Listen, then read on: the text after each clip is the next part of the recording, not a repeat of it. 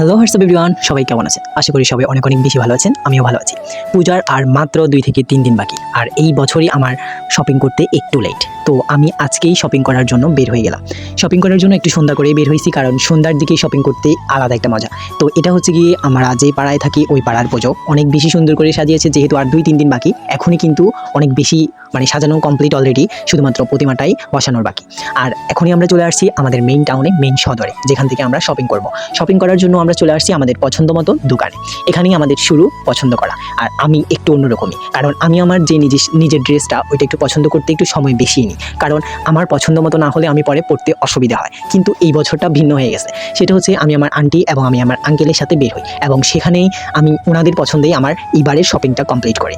কারণ ওনাদেরও আমাকে হচ্ছে গিয়ে কোন ড্রেসটা পরলে বেশি মানাবে ওনারাও একটু ডিসাইড করতে বেশি ভালো লাগে। এই জন্য আমি ওনাদেরকেই দিয়ে দিলাম যে আমার পছন্দের ড্রেস এবার আমি পরবো না, আপনাদের পছন্দের ড্রেসটাই আমি পরবো, আপনারা আমাকে চুজ করে দেন।